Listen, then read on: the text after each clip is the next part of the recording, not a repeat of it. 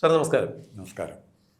CPM-ന്റെ പരാജയ അവലോകന യോഗങ്ങൾ ചേർന്നു. വീണ്ടും സംസ്ഥാന സമിതി ഈ അവലോകന യോഗങ്ങളിലുണ്ടായ അഭിപ്രായങ്ങൾ പരിശോധിച്ച് കീഴ്ഘടകങ്ങളിലേക്ക് റിപ്പോർട്ടുകൾ കൊടുത്തുകൊണ്ടിരിക്കുന്നു. ഇനി എങ്ങനെയായിരിക്കണം പാർട്ടിയുടെ മുന്നോട്ടുള്ള പ്രവർത്തനം, ജനങ്ങളുടെ വിശ്വാസം വീണ്ടെടുക്കുന്നതിന് വേണ്ടി എന്തൊക്കെ ചെയ്യാൻ സാധിക്കും, ജനങ്ങളിൽ നിന്ന് ഏത് തരത്തിലുള്ള വിഷയങ്ങളിലാണ് അകന്നു പോയത്, അത്തരത്തിലുള്ള വിഷയങ്ങൾ കൂടുതൽ സമഗ്രമായി പരിശോധിച്ച് ജനകീയ പങ്കാളിത്തത്തോടുകൂടി അവരുടെ വിശ്വാസം ആർജിച്ച് പാർട്ടിയെ എങ്ങനെ തിരിച്ച് ഭരണത്തിൽ കൊണ്ടുവരാം എന്നുള്ള ആലോചനയാണ് ഈ CPM-ന്റെ അവലോകന യോഗങ്ങളിലെല്ലാം ഉയർന്നു കേട്ടത്.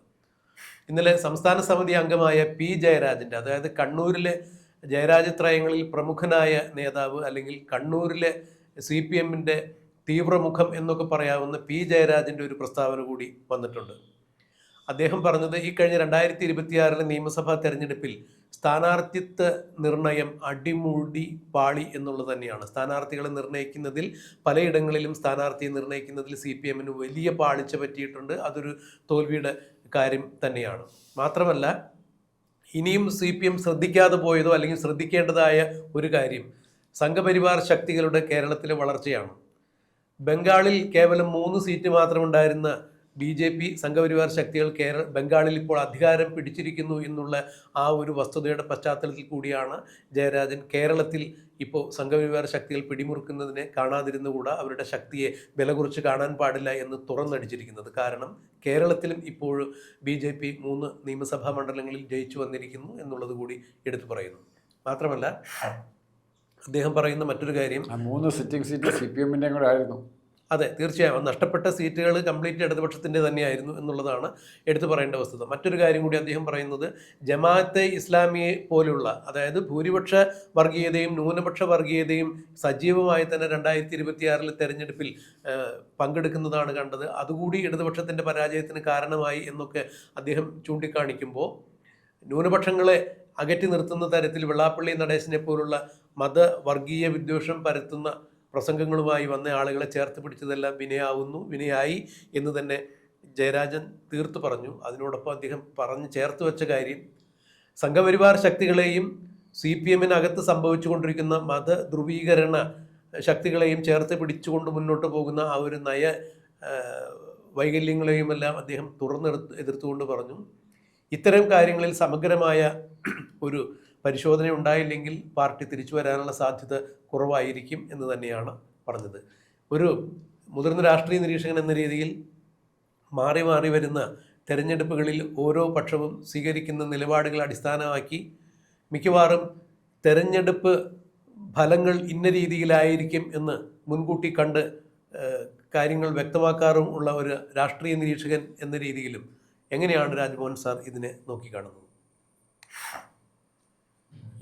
സഖാവ് P. ജയരാജൻ പറഞ്ഞ, അദ്ദേഹത്തെ ഞാൻ സഖാവെന്ന് വിളിക്കുന്നു, മറ്റു പിള്ളേരാണ് വിളിക്കുകയില്ല, മറ്റേ ലയൺ എന്നൊക്കെ വിളിക്കുള്ളൂ, ലയൺ ക്ലബിലെ മെമ്പർ, ആ സ്റ്റൈലിലെ ബാക്കി പിണറായി വിജയനെ സപ്പോർട്ട് ചെയ്യുന്നവരെ നമ്മൾ സ്വീകരിക്കുകയുള്ളൂ. റോട്ടറി ക്ലബ്ബ്, റൊട്ടേറിയൻ, ലയൺ എന്നൊക്കെ വിളിക്കുകയുള്ളൂ. ഇത് സഖാവെന്ന് തന്നെ P. ജയരാജൻ എത്രക്കാലം വിളിക്കുകയാണ്. P. ജയരാജൻ പറയുന്ന കാര്യങ്ങൾ ഇപ്പോൾ തുടങ്ങിയതല്ല. 2021 ഇലക്ഷന് മുമ്പ്, നമ്മുടെ ഓർമ്മ ശരിയാണെങ്കിൽ, CPM-ന് കുറേ പ്രമുഖരായ ഇന്ന് കോൺഗ്രസ്സിലുള്ളതുപോലെ തന്നെ തലയെടുപ്പുള്ള ചെറുപ്പക്കാരെന്ന് പറയുമ്പോൾ 35-40 വയസ്സുള്ളവരാണ്. ഇപ്പോൾ സമ്പത്ത്, കോഴിക്കോട് പ്രദീപ് കുമാർ, ശ്രീരാമകൃഷ്ണൻ, പത്തനംതിട്ട രാജീവ് ഇബ്രാഹിം, ഇങ്ങനെ കൊള്ളാവുന്ന ഒരുമാതിരി തല ഉയർത്തിപ്പിടിച്ച് തന്നെ സമൂഹത്തിൽ നിൽക്കാൻ പറ്റുന്ന ആൾക്കാരുണ്ടായിരുന്നു. പക്ഷേ എന്തുകൊണ്ടോ വളരെ പെട്ടെന്ന് 2021-ലും ലാസ്റ്റ് 2026 തെരഞ്ഞെടുപ്പിലും അങ്ങനെയുള്ളവർക്കൊന്നും മത്സരിക്കാതിരിക്കാനുള്ള അവസരം മാറ്റി. എന്തിന് ഷംസീറിനെ വരെ മാറ്റി. അതെ, സ്വല്പം കൂടെ പോപ്പുലാരിറ്റി ഉണ്ടാകുന്ന ശൈലജയെ മാറ്റി. ഇവരെല്ലാം ഓരോരുത്തരായിട്ട് മാറ്റി. ഏറാൻ മൂളികളെ മാത്രം, ഒന്നിനും കൊള്ളാത്ത കുറേ പിണറായി വിജയന് ജയ് വിളിക്കുകയും മാത്രം അറിയാവുന്ന ചെകുവരയുടെ പേരിലുള്ള ബാഡ്യം കൊത്തിക്കൊണ്ട് നടക്കുന്ന കുറേ ആൾക്കാരെ ആശ്രയ്ക്കൊന്നും കൊടുക്കാൻ പറ്റില്ല സങ്കടത്തിലായിരിക്കുന്നത്. ആശ്രയൊക്കെ വരേണ്ടതായിരുന്നു. PP ദേവിയുടെയും ആര്യരാജേന്ദ്രൻ്റെ പ്രശ്നമില്ലായിരുന്നെങ്കിൽ ഇവരെല്ലാം ഇപ്പോൾ സ്ഥാനാർത്ഥിയായിരുന്നു. ചിന്താ ജെറോ, ശൈലജ ടീച്ചറിന് പറയാൻ കണ്ണൂരിലെ ഏറ്റവും വലിയ വനിതാ സ്ഥാനാർത്ഥിയായിട്ട് PP ദേവി വന്നേനെ, ബാക്കിയൊക്കെ നോക്കിയിരിക്കേണ്ടി വന്നേനെ. പക്ഷെ ആ സാഹചര്യത്തിലേക്ക് പാർട്ടിയെ കൊണ്ടെത്തിക്കുമ്പോൾ ജയരാജനെ ചേർക്കാൻ പറ്റിയില്ല. കാരണം ജയരാജനെ ഇവർ ചിത്രീകരിച്ചിരിക്കുന്നത് വില്ലനായിട്ടാണ്, പാർട്ടിയുടെ ഗുണ്ട. പാർട്ടിയുടെ വാടക കൊലയാളിയുടെ തലവൻ കൊട്ടേഷൻ ടീമിൻ്റെ സാർ ഒന്ന് ഇടപെട്ട് സംസാരിക്കട്ടെ. ഈ കമ്മ്യൂണിസ്റ്റ് പാർട്ടിയുടെ കൊട്ടേഷൻ പരിപാടികളെല്ലാം സമഗ്രമായ രീതിയിൽ ഏറ്റെടുത്ത് നടപ്പാക്കുന്ന ആളെന്ന ഒരു പ്രതിച്ഛായയാണ് ജയരാജൻ ഉണ്ടാക്കി കൊടുത്തിരിക്കുന്നത് എന്ന് വേണം മനസ്സിലാക്കി. പക്ഷേ ഞാനത് പൂർണ്ണമായിട്ട് വിശ്വസിക്കില്ല. ആ കാര്യത്തിൽ കൂടുതലായി ഇപ്പോൾ പി പി ദിവ്യയെ ജയിലിൽ നിന്ന് കൊണ്ടാണ് കൂടുതൽ ആവേശം കാണിച്ചാൽ സ്വീകരിക്കാനൊക്കെ. ജയിൽ വിമോചിതയായ അതുപോലെ പ്രതികളെ സ്വീകരിക്കാൻ ആരാ ആവേശം? ജയരാജൻ മുൻപിൽ എം പി ജയരാജനാണ് മുമ്പിൽ നിൽക്കുന്നത്. അതെ. പക്ഷേ എം പി രാജൻ ഉള്ളതിൽ മാന്യൻ. മറ്റേ ജയരാജൻ ബഫൂണാണ്. എം പി ജയരാജൻ വളരെ മാന്യനാണ്. അതെ, ഇ പി ജയരാജൻ സ്ഥാനത്തും അസ്ഥാനത്തും കയറി പ്രസ്താവന നടത്തി അത് അബദ്ധമായി മാറുന്ന ഒരു കാഴ്ചയാണ് കുറെ കാലം കൊണ്ട് കാണുന്നത്. അതിന് പകരം എം പി ജയരാജൻ വളരെ മാന്യനായിട്ടാണ് കാര്യങ്ങൾ, സംസാരം മാന്യം, എല്ലാം മാന്യം. പക്ഷേ ഇതിൻ്റെ എല്ലാം പിന്നിലുള്ളത് ഇപ്പോഴും ഓരോ സംഭവങ്ങൾ കാണുമ്പോഴും കുഞ്ഞികൃഷ്ണനെതിരായി സംസാരിക്കുമ്പോഴും കുഞ്ഞികൃഷ്ണനെതിരായിട്ട് ഏറ്റവും തീവ്രമായി സംസാരിച്ച എം പി ജയരാജനാണ്. അപ്പോൾ ഇത്തരം വൃത്തികേടുകൾക്കെല്ലാം പുറകിൽ നിന്ന് ചരട് വലിക്കുന്ന എം പി ജയരാജനാണ്. പക്ഷെ മുന്നിൽ കാണിക്കുന്ന മുഖം പി ജയരാജൻ്റെയാണ്. അപ്പോൾ ആ രീതിയിൽ കമ്മ്യൂണിസ്റ്റ് പാർട്ടിയിലെ നേതൃത്വപരമായ നേതൃതലത്തിൽ നമുക്ക് ഉദ്ദേശിക്കുന്നതിനപ്പുറം ഒരു വിള്ളലുണ്ട്. അതിനിടയ്ക്കാണ് ഒന്നിനും ഒരു എങ്ങും കൊള്ളിക്കാൻ പറ്റാത്ത, എന്നാൽ എവിടെയും കൊള്ളിക്കുമെന്ന് നമുക്ക് തോന്നുന്ന എം പി ഗോവിന്ദനെ പിടിച്ച് പാർട്ടി സെക്രട്ടറി ആക്കി. ആരെങ്കിലും ബഹുമാനിക്കുമോ? പി ജയരാജനോ ഇ പി ജയരാജനോ എം പി ജയരാജനോ ഉള്ളിടത്ത് പി ഗോവിന്ദനോട് ഒരു റോളുമില്ല. അല്ല, ഇ പി ജയരാജൻ അതിന് പരസ്യമായി തന്നെ എം പി ജയരാജനെ എം പി ഗോവിന്ദനെ പാർട്ടി സെക്രട്ടറി ആക്കിയെന്ന് പരസ്യമായി തന്നെ പലപ്പോഴും മാറി നിന്നിട്ടുണ്ടായിരുന്നു. ആ ഒരു കേരള യാത്രയൊക്കെ എം പി ഗോവിന്ദൻ നടത്തിയപ്പോൾ പാലക്കാട് എത്തിയാണ് ഇ പി ജയരാജൻ ആ യാത്രയിൽ സഹകരിച്ചത്. അതുവരെ ഇ പി ജയരാജൻ രംഗത്തുണ്ടായിരുന്നില്ല. ഇ പി ജയരാജനേക്കാൾ ജൂനിയറായ എം പി ഗോവിന്ദനെ പിടിച്ച് പാർട്ടി സെക്രട്ടറി ആക്കി കഴിഞ്ഞപ്പോൾ അതിലൊരു പ്രതിഷേധം ഇ പിക്കുണ്ടായിരുന്നു. മാത്രമല്ല, കോടിയേരി ബാലകൃഷ്ണൻ പാർട്ടി സെക്രട്ടറി സ്ഥാനത്ത് നിന്ന് മാറുമ്പോൾ അല്ലെങ്കിൽ അദ്ദേഹത്തിൻ്റെ മരണശേഷം ഇ പി ജയരാജനായിരിക്കും സംസ്ഥാന സെക്രട്ടറി പദത്തിലേക്ക് എത്തുക എന്നുള്ളൊരു അഭ്യൂഹം കൂടി ഉണ്ടായിരുന്നു. ഈ പ്രതീക്ഷയ്ക്കൊക്കെ ഘടകവിരുദ്ധമായ കാര്യങ്ങൾ സംഭവിച്ചപ്പോൾ ഇ പി ജയരാജന് വലിയ നീരസം തോന്നുകയുണ്ടായി എന്നുള്ളത് എടുത്തു പറയേണ്ട വസ്തുത തന്നെയാണ്. ഇത് ഒരു വലിയ കമ്പാരിസൺ നടത്താൻ പറ്റും. പി ജയരാജനെയും മറ്റ് CPM നേതാക്കളും തമ്മിലുള്ള വ്യത്യാസം അത് പെട്ടെന്ന് മനസ്സിലായില്ലെങ്കിൽ പോലും വി ഡി സതീശനും മറ്റ് നേതാക്കളുമായുള്ള വ്യത്യാസമാണ്. വി ഡി സതീശൻ ഇവിടെ ഉണ്ടായിരുന്നത് സാധാരണ കോൺഗ്രസ് പ്രവർത്തകരുടെ പൂർണ്ണമായ പിന്തുണ, അവരൊക്കെ യാതൊരു കളങ്കവുമില്ലാതെയാണ്. മറ്റേ രമേശ് ചെന്നിത്തലയ്ക്കും KC വേണുഗോപാലിനും ഉണ്ടായിരുന്നത് ഗ്രൂപ്പ് അടിസ്ഥാനത്തിൽ വീതം വെച്ച് മത്സരിക്കാൻ കിട്ടിയ സീറ്റുകളിൽ മത്സരിച്ച് ജയിച്ചവർ. ഇവരുടെ ഗ്രൂപ്പ് അടിസ്ഥാനത്തിൽ എൻ്റെ ആൾക്കാർക്ക് സീറ്റ് കൊടുക്കണം എന്ന് വേണുഗോപാലിനും രമേശ് ചെന്നിത്തലയും പറയാൻ തുടങ്ങിയപ്പോൾ അതേ സ്റ്റൈലാണ് പി ജയരാജൻ പാർട്ടി അണികൾക്കും പ്രവർത്തകർക്കും സാധാരണ പ്രവർത്തകർക്കും കാര്യമുണ്ട്. അല്ല, അത് സാർ പറഞ്ഞത് വളരെ വളരെ ശരിയാണ്. കാരണം CPM സംബന്ധിച്ചിടത്തോളം കണ്ണൂരിൽ പിണറായി വിജയൻ ചെന്ന് പി ജയരാജനെതിരെ മത്സരിച്ചാൽ പോലും പിണറായി രണ്ടാം സ്ഥാനത്തുകാരനായി പോകും എന്നാണ് കണ്ണൂരിൽ നിന്നുള്ള ചില സഖാക്കന്മാരുടെയൊക്കെ അഭിപ്രായം തേടുമ്പോൾ നമുക്ക് മനസ്സിലാക്കാൻ സാധിക്കുന്നത്. അത്രത്തോളം കണ്ണൂരിലെ ജനകീയമായ CPM മുഖം പി ജയരാജൻ തന്നെയാണ് എന്നാണ് പറയപ്പെടുന്നത്. അപ്പോൾ പി ജയരാജനെ ഇവർ വില്ലനായിട്ട് ചിത്രീകരിച്ച് മാറ്റി നിർത്തുകയാണ്. ഇനി തിരുത്തലിനെ കുറിച്ച് പറഞ്ഞു. പ്രദീപ് ഒത്തിരി കാര്യങ്ങൾ ഇവരുടെ തിരുത്തൽ പ്രക്രിയയെക്കുറിച്ച് പറഞ്ഞു. ഇതിലൊരു അത്ഭുതം, നമ്മുടെ ഇവരുടെ വലിയ ഡോക്ടറേറ്റൊക്കെ നേടുന്ന സുനിൽ പിള്ള തൊട്ട് ഒത്തിരി പേരുടെ പേരുണ്ട്. ഇവർക്കുള്ള പ്രശ്നം ബുദ്ധിജീവികൾ ഈ ബുദ്ധിജീവികൾ എഴുതി തിയറി പേപ്പർ റിസർച്ചിൻ്റെ പേപ്പറുകൾ സബ്മിറ്റ് ചെയ്യുമ്പോൾ ഇത് പലതും കോപ്പി അടിച്ചതാണ്. ചില കേസുകൾ റഹീമിനെ പോലുള്ള കേസിൽ പേപ്പറേ എഴുതുന്നില്ല.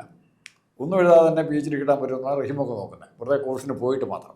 അപ്പോൾ ഇവിടെ ഈ ചെറുപ്പക്കാർ നേതാക്കന്മാരെ വളർത്തിയെടുത്തത് ആ ടൈപ്പ് കുറേ നേതാക്കന്മാരെ കൊണ്ടുവന്നു. പിന്നെ രണ്ടാമത്തെ കാര്യം, ഇവരെ കൊണ്ട് ക്രിമിനൽ കേസുകളിൽ പ്രതികളാക്കുക, അല്ലെ മിനിമം സാക്ഷികളെങ്കിലും ആക്കുക എന്നുള്ള ബോധപൂർവമായ സ്ട്രാറ്റജിയുണ്ട്. ഒരു പ്രാവശ്യം പാർട്ടിക്ക് വേണ്ടി ഒരു ക്രിമിനൽ കേസിൽ പെട്ടുപോയി കഴിഞ്ഞാൽ അയാളുടെ വീട്ടിൻ്റെ ഉത്തരവാദിത്വം, അയാളുടെ കുടുംബത്തിലുള്ള മറ്റുള്ളവരുടെ ഉത്തരവാദിത്വം, അയാളുടെ കേസ് നടത്തുന്നവരുടെ ഭീമമായ ചിലവ് ഇതെല്ലാം വഹിക്കുന്ന പാർട്ടിയാണ്. പാർട്ടിയുടെ സപ്പോർട്ട് പിൻവലിച്ച പിന്നെ അയാളുടെ ജീവിതം ഇല്ല.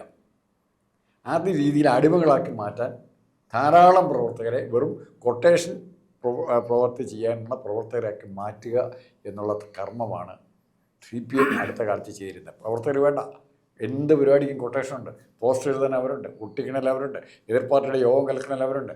അങ്ങനത്തെ ഒരു വിഭാഗം വർക്കേഴ്സിനെയാണ് ഇവർ തിരഞ്ഞെടുത്തത്. അതിന് ആർഷോയെ പോലുള്ള ചില നേതാക്കന്മാരെ മുമ്പ് നിർത്താൻ അവർ കഴിഞ്ഞു. ഇനി പാർട്ടി തെറ്റുതിരുത്തുമെന്ന് പലരും ചോദിക്കുന്നുണ്ട്, ഒത്തിരി പേര് ചോദിക്കുന്നുണ്ട്. ഒറ്റ അർത്ഥത്തിൽ പറയാം, ആദ്യത്തെ തെറ്റ് തിരുത്തുന്ന പിണറായി വിജയനും ഗോവിന്ദനെ മാറ്റുന്ന പോസ്റ്റിൽ നിന്ന് ആ ഒരു തുടക്കം, അവിടെയുടെ തുടക്കം, അതിനെപ്പറ്റി ഇവർ മിണ്ടുന്നില്ല. അല്ല, അങ്ങോട്ടേക്ക് തന്നെയാണ് പി ജയരാജൻ പറഞ്ഞത്. അതായത് പാർട്ടിയുടെ ഈ 2026 സ്ഥാനാർത്ഥി നിർണയത്തിൽ അടിമുടി പാളി എന്ന് പറയുമ്പോൾ അദ്ദേഹം ഉദ്ദേശിച്ചത് 2026 CPM-ന്റെ പരാജയ കാരണം അത് തന്നെയായിരുന്നു, അല്ലെങ്കിൽ അതൊരു പ്രമുഖ ഘടകമായിരുന്നു. തളിപ്പറമ്പിൽ MP ഗോവിന്ദന്റെ ഭാര്യയായ PK ശ്യാമളയെ സ്ഥാനാർത്ഥിയായി നിർത്തിയത് കണ്ണൂർ ജില്ലാ കമ്മിറ്റിയുടെ എതിർപ്പിനെ അവഗണിച്ചുകൊണ്ട് തന്നെയാണ്. അപ്പോൾ ആ സ്ഥാനാർത്ഥി നിർണയം അടിമുടി പാളി.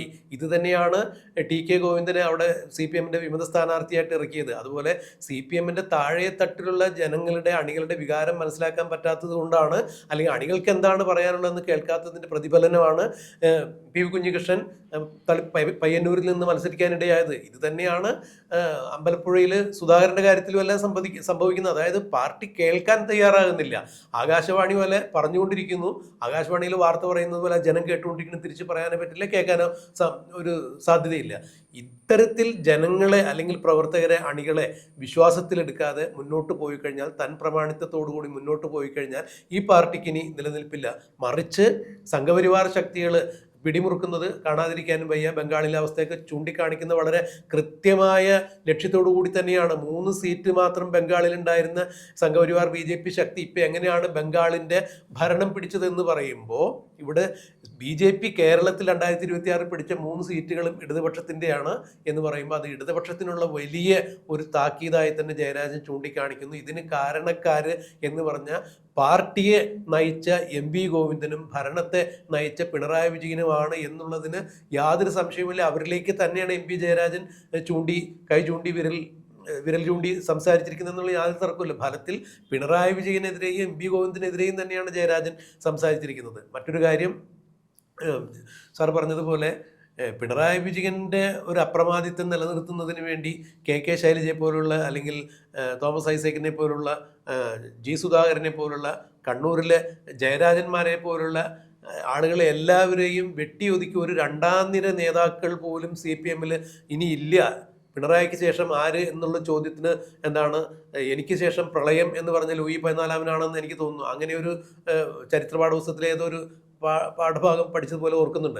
എന്ന് പറഞ്ഞതുപോലെ ഒരു 2ാം നിരയിലേക്ക് പോലും ആളുകൾ, നേതാക്കന്മാരില്ലാത്ത അവസ്ഥയിലേക്ക് CPM-നെ ഇന്ന് കാണുന്ന രീതിയിൽ, സാറിൻ്റെ തന്നെ ഭാഷ കടം കൊണ്ട് പറഞ്ഞാൽ ലിക്വിഡേറ്റ് ചെയ്ത് ആള് പിണറായി വിജയൻ തന്നെയാണ്. ആ ആൾക്ക് നേരെ തന്നെയാണ് സംസ്ഥാന സമിതി അംഗമായ P ജയരാജൻ തുറന്നടിച്ചേക്കുന്നത്. ഈ രീതി തുടർന്നു പോയാൽ കേരളം വരും കാലം സംഘപരിവാർ ശക്തികളുടെ കയ്യിൽ അമർന്നു പോകും. ന്യൂനപക്ഷ വർഗീയതയായാലും ഭൂരിപക്ഷ വർഗീയതയായാലും ഇവർ കേരളം ഭരിക്കും. CPM ബംഗാളിലെ അവസ്ഥയിലേക്ക് അധപ്പതിക്കും എന്ന് തന്നെയാണ് അദ്ദേഹം പറഞ്ഞതെന്ന് കൂട്ടി വായിച്ചെടുക്കാൻ ഒരു രാഷ്ട്രീയ വിദ്യാർത്ഥി എന്ന രീതിയിൽ ഞാൻ മനസ്സിലാക്കിയ കാര്യം അത് തന്നെയാണ്. കഴിഞ്ഞ ദിവസം നമ്മൾ ഒരു ചർച്ചയിൽ പറഞ്ഞൊരു കാര്യമുണ്ട്. CPM-ൽ ഇപ്പോൾ 2 തരത്തിലുള്ള പ്രവർത്തകരും നേതാക്കന്മാരും ഉണ്ടായിരിക്കുന്നു.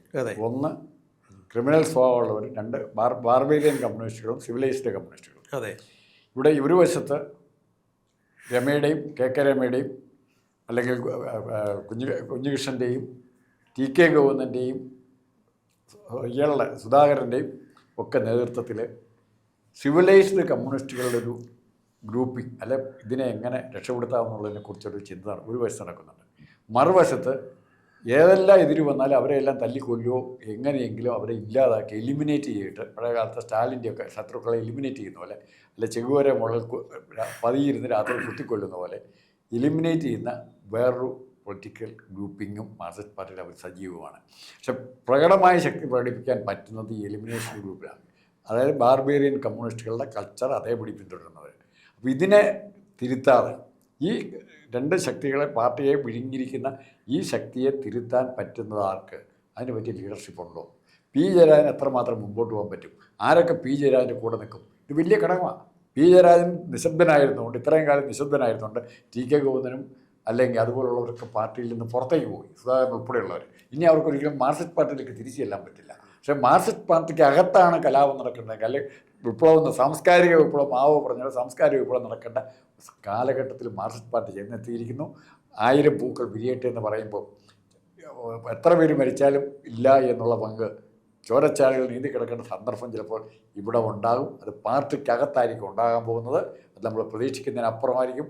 ഒന്നോർത്ത് നിങ്ങൾ ഇവിടെ നിന്ന് പറയുന്നു, ഇപ്പോൾ ജയിലിൽ കിടന്ന് വീണാ വിജയന് വേണ്ടി മുദ്രാവാക്യം വിളിച്ച് ഇ ഡി ഉദ്യോഗസ്ഥരെ ആക്രമിച്ച് തല്ല് മേടിച്ച് പല്ല് കൊഴിഞ്ഞ് ജയിലിൽ കിടന്ന് അനങ്ങാൻ പറ്റാതെ സ്വന്തം വീട്ടുകാരെ പോലും കാണാൻ പറ്റാതെ കിടക്കുന്ന, അല്ല അവരുടെ കണ്ണീരിൻ്റെ വില അവർ കൊടുക്കാൻ പോകുന്ന ശിക്ഷ എന്തായിരിക്കും എന്ന് ഓർത്ത് പിണറായി വിജയന് എല്ലാ രാത്രികളിലും ഞെട്ടിത്തെറിക്കാം, ഞെട്ടി ഉണരാം. സാർ ഇപ്പോൾ ഇതിൽ വളരെ സാർ പറഞ്ഞ ആ ഒരു വിഷയം കൂടി പറഞ്ഞിട്ട് നമുക്ക് കൺക്ലൂഡ് ചെയ്യാം. ഈ CPM ഒരു വസന്തത്തിൻ്റെ ഇടിമുഴക്കം സൃഷ്ടിച്ചുകൊണ്ട് തന്നെയാണ്, അല്ലെങ്കിൽ അതിന് മുന്നോടിയായിക്കൊണ്ടുള്ള ഒരു സാഹചര്യം സൃഷ്ടിച്ചുകൊണ്ട് തന്നെയാണ് TK ഗോവിന്ദനും PV കുഞ്ഞികൃഷ്ണനും സുധാകരനും എല്ലാം കൃത്യമായി CPMൻ്റെ നേർക്ക് വിരൽ ചൂണ്ടിക്കൊണ്ട് ചില വസ്തുതകൾ പറഞ്ഞത്. അവിടെ ഒരു സാംസ്കാരിക വിപ്ലവത്തിന്, CPMൻ്റെ അകത്തൊരു സാംസ്കാരിക വിപ്ലവത്തിന് തിരികൊളുത്തിക്കൊണ്ട് തന്നെയാണ് ഈ നേതാക്കന്മാർ പുറത്തിറങ്ങിയിരിക്കുന്നത്. അതിൻ്റെ പരിണിത ഫലം തന്നെയാണ് 2026 നിയമസഭാ തെരഞ്ഞെടുപ്പിൻ്റെ ഫലം വന്നപ്പോൾ കേരളം കണ്ടു ഞെട്ടിയത്, CPM അന്താളിച്ചു നിന്നത്. എന്തായാലും തീർച്ചയായും ഇപ്പോൾ പി ജയരാജൻ ഉയർത്തുന്ന പ്രശ്നങ്ങളെല്ലാം തന്നെ അതിൻ്റെ ശേഷിപ്പ് തന്നെയാണ്, അല്ലെങ്കിൽ അവർ തുടങ്ങി വെച്ച ആ സമരമുറയുടെ തുടർഭാഗം തന്നെയാണ് പി ജയരാജൻ ഉന്നയിച്ചിരിക്കുന്നത്. ഇത് മനസ്സിലാക്കി CPM തിരുത്താൻ തയ്യാറായില്ലെങ്കിൽ പി ജയരാജൻ ആശങ്കപ്പെടുന്നത് പോലെ ബംഗാളിലെ CPMൻ്റെ അവസ്ഥയിലേക്ക് കേരളത്തിൻ്റെ CPM മാറും എന്ന് തന്നെയാണ് മനസ്സിലാക്കാൻ കഴിയുക. ഇത് എന്തായിരിക്കും, തിരുത്തൽ ഏത് രീതിയിലായിരിക്കും എന്നുള്ളത് കണ്ടറിയാൻ കാത്തിരിക്കും.